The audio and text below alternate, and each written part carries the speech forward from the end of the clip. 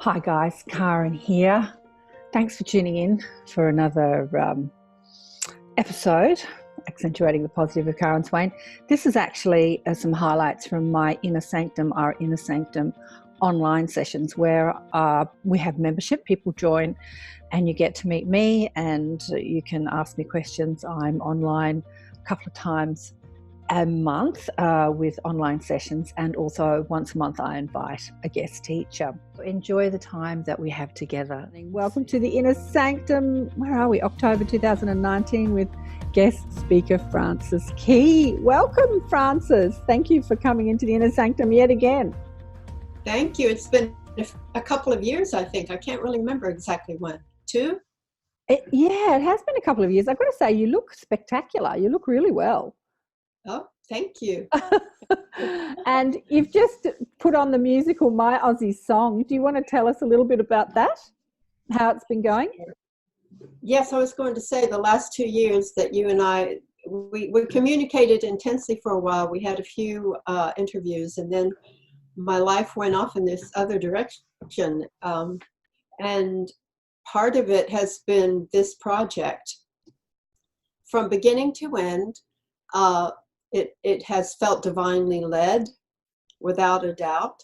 For those who don't know, I wrote this musical about 11 years ago, began writing this musical called Aussie Song about my mother's life growing up in Australia, coming here as a war bride in World War II.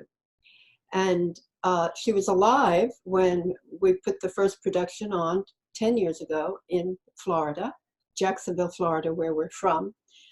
She was alive, but had cancer, but was in remission, and she saw all 10 shows.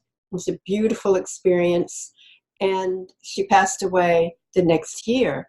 Shortly after that is when I began to have this experience of communication with her, which resulted in 4 books of the material that she communicated to me.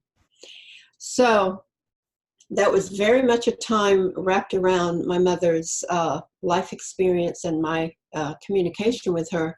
Here we are 10 years later. I'm in New York City. I live here a lot of the time, taking care of my grandchildren, and got this opportunity when I entered the show in a festival to put it on again.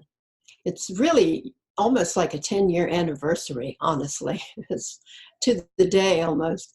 So, of course, coming at this show with having had 10 years behind me of life, and also my mother not being in the body to watch it, and also having had the material given to me since her passing, put me in a very different state of mind in producing this show.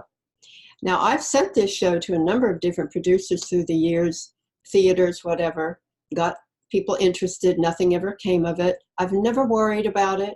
I always felt like if it never was on again, it didn't matter, that it was perhaps meant to be just for that time. But when I pushed the button to send to this particular festival, I heard the voice that I think we've all heard at times, and it said, "They're going to choose you." It was like as clear as a bell.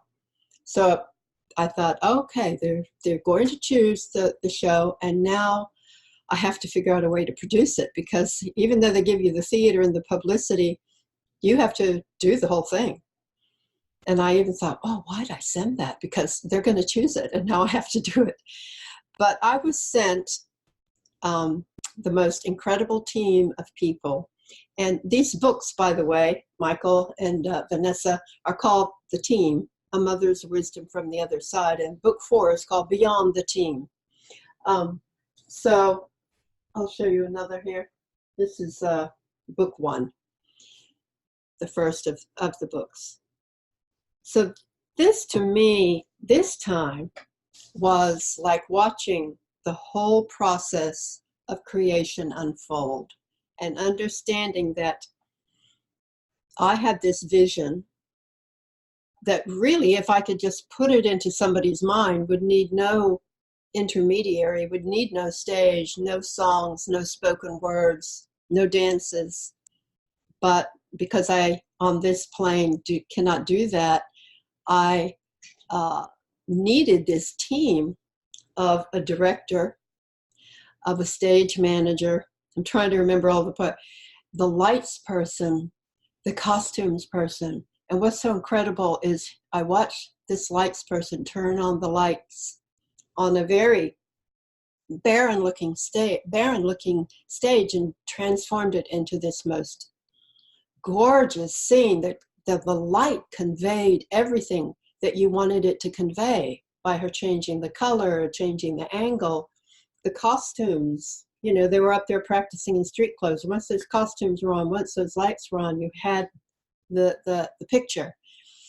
And I was just flooded with how amazing it was, that it was such a perfect analogy of what we're doing and how we operate and how our team, with all their specialties, come in to provide the illusion created by the light, created by the costume, the vibration created by the singers and the piano with sound. All these elements come together to manifest something. That's how I perceived it this time. And we were nominated for Best Director, Best Show in the festival, Best Music, and Best, what was the other one? Oh, Lead Singer. And we did win Best Music. So all in all, it was fantastic. And it was just a teaching experience, you know. I just could not believe, watching it, what it really meant. Oh, So Frances, that a is mini lesson for me right there.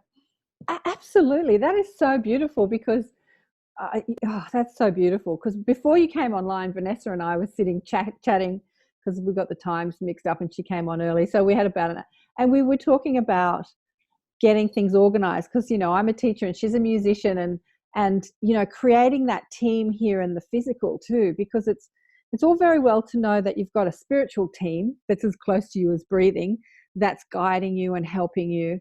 But Yes. can we recreate that same support, that same guidance, that same integrity physically? Can we create that team around us physically? That's actually been one of my biggest struggles, really. So it would be great to work about, and Mike knows this too, you know, he's putting his work out there. Like you, he's written books, and his team, his spiritual team, has said to him, get this information out. So to create that physical team that is supporting you, that's guiding you, that's helping you. Right. So important. Yes. Well, in this case, we had some volunteer, we had some paid. I mean, it was a mixture, but everybody that came on board was very passionate about the story and the essence of the story and the mission. I mean, it has a message within these dances and songs that are not just, it's just not entertainment, you know. So I have found that all those things come together when we consistently and persistently hold the vision. I have always believed this particular musical, and it did.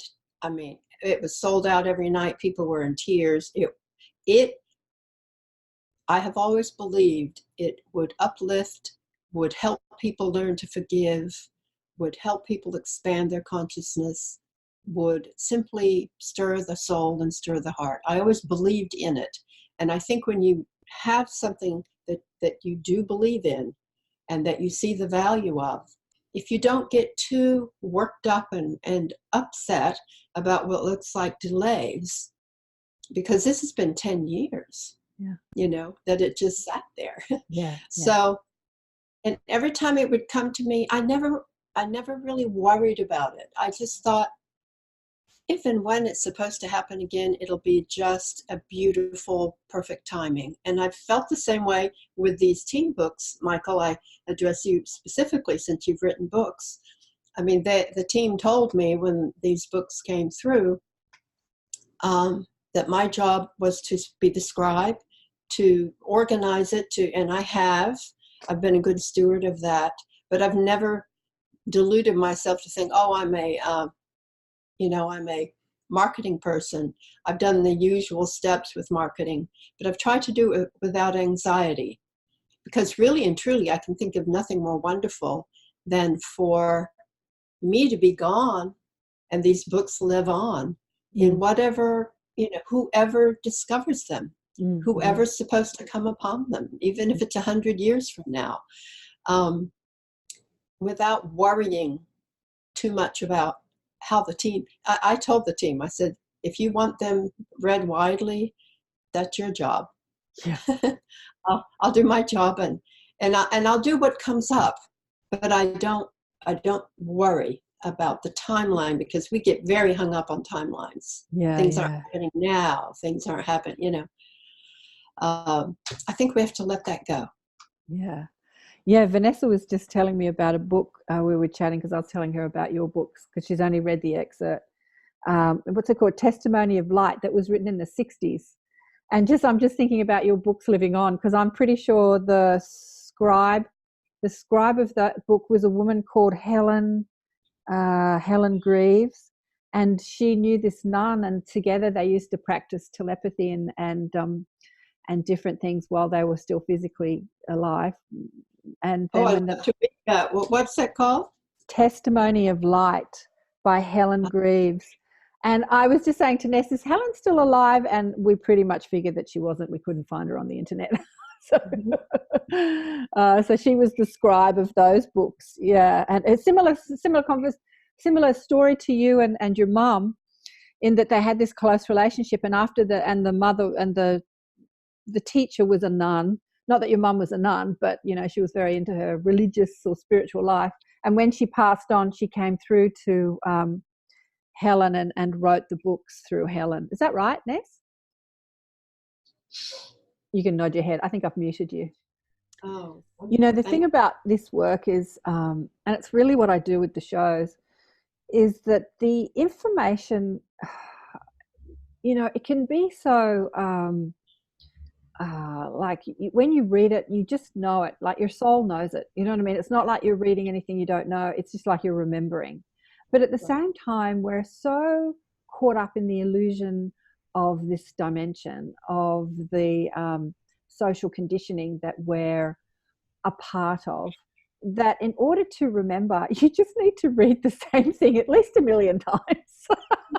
and be reminded again and again. And from many different sources, because someone will get the same information, exactly the same information, but they'll say it in a way that just clicks, and then you can hear it a different way.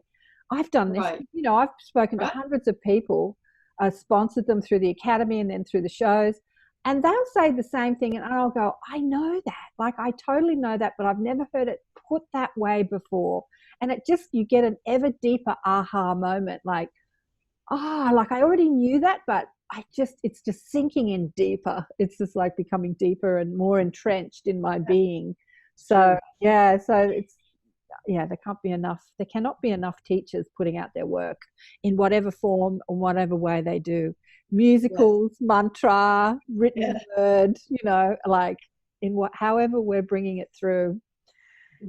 Yeah, so that is so beautiful to hear, Frances, how that came together effortlessly. Because Ness and I were just talking about that, because she puts on concerts, her own concerts, her and her partner, I was going to say partner, but I can call him husband, they've been married for a year now, do musical concerts and getting it together. Yeah, you do need a team around you. Like we were just talking about that before, weren't we, Ness, having that team of people to help you. Totally. There were 26 people in this cast. That's a huge musical, 26. Yeah. And it was a very big show. And everybody came in with their expertise. And then you could see all the elements coming together of vibration of sound, the lights and costume creating the illusion of form, the motion through the dance. It was like and each person, the choreographers that taught the dance, it was just such a perfect analogy, you know, and everybody showed up that needed to be there and convey it.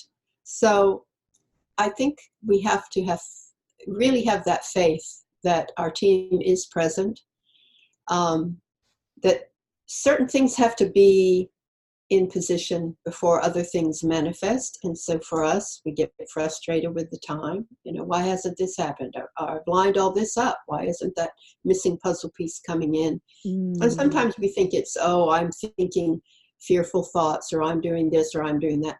It's bigger than that, I believe. You know, we're part of the picture, but there's so much going on. We just try not to get too attached to when something's going to manifest, really.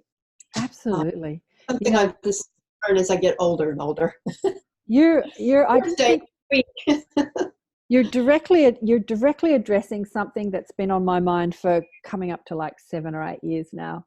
When I moved back into the city, I was given this vision of creating, I think I've spoken to you about it, I've spoken to many people, like a center, a big sort of Esalen center where people can come together and teach. And I was saying to Ness before that, you know, bringing people down to Australia who have written books and want to, you know, come to Australia and meet Australians and do some seminars and workshops here. I haven't actually got an Australian audience yet. I've got a really large American audience, but not an Australian audience. But if I create this center, there will be this audience, but the center will be about music and art and teaching and meditation and cooking and gardening, like, and to have a hub, like a conscious hub where you can come and chill and like just have coffee or chai tea and healthy, organic, vegan, vegetarian food or whatever, and meet people who are all on this exploration of consciousness.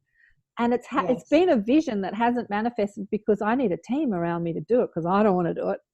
And I've been waiting for this team to come. So I've got to get more focused on the team, just like see that happening with you know what, sometimes if you just take the first step without what is a manifested team, then it all shows up. Because I pushed that button and that voice said they're going to choose it, and I had no idea how I could afford to produce it. I had no director, I had no team, I had nobody, and that, like I said, I kind of panicked. I went, oh, they just said they're going to choose it. Am I going to be able to do it? It all fell into place.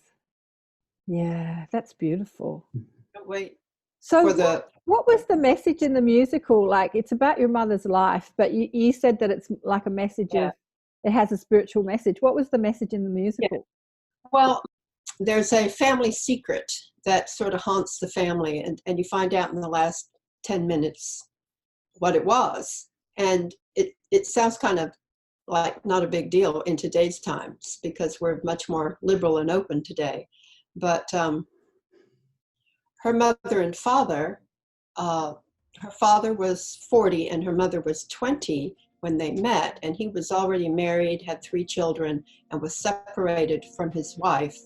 And they ran off together. He ran off with this 20-year-old girl, and they didn't get married because they were Catholic, and he couldn't get divorced.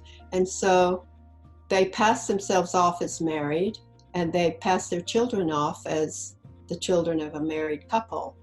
And it wasn't until my mother did the immigration papers, and you see this in the show, trying to bring her parents over, and it's all about saying my internet is unstable. Am I clear? No, you're frozen, but keep talking, we can still hear you. Okay. Yes, so the show is about her closeness with her father, her extreme love of her father.